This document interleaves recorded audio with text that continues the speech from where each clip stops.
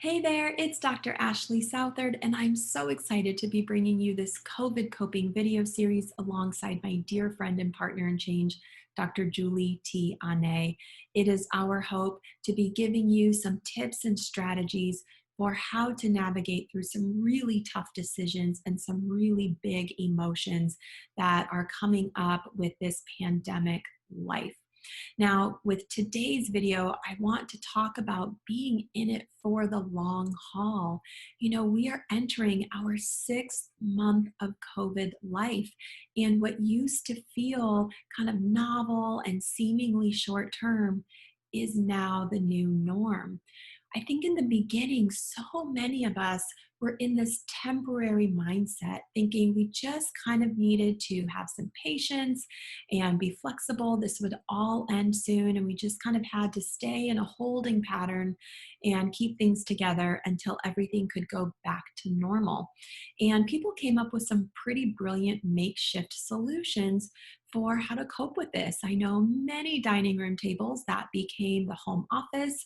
I know a lot of kiddos who found a babysitter in YouTube, and many people just wiped out their calendars with social plans and traveling plans, thinking that this was a short term thing.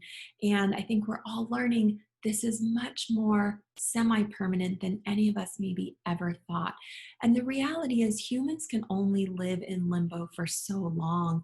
If we go on too much longer with this temporary mindset, we end up creating a lot of psychological distress for ourselves because it holds this expectation that things are going to change soon and that they're going to go back to normal soon.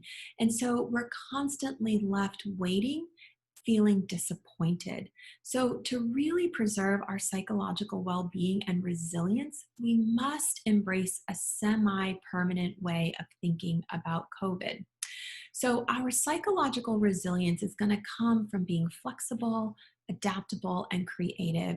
We really have to work with what is, not what we wish it would be.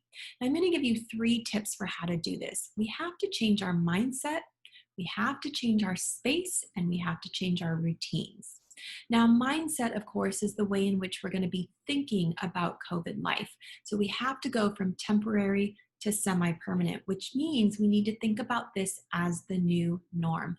The limitations we have, the way we have to live now is going to be here for a while, or at least we should plan for it to be this way for a while.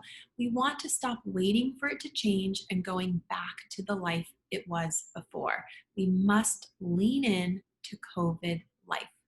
The second thing we have to change is our space. Let's face it, with quarantine life, home has become a multi-purpose space. It is now an office, a school, a gym, an entertainment center. So we need to set up our space to accommodate those needs. This might mean moving furniture around, moving decor around, really repurposing your space to better fit quarantine life. Think outside the box, okay? The last thing we want to look at is our routine, how we do things, how we spend our time, how we spend our money, how we socialize with people and shop and cook, all of those different things. We're going to have to go back and revisit those because the routines that worked before probably need to be adjusted to better fit with COVID life and the limitations that we have.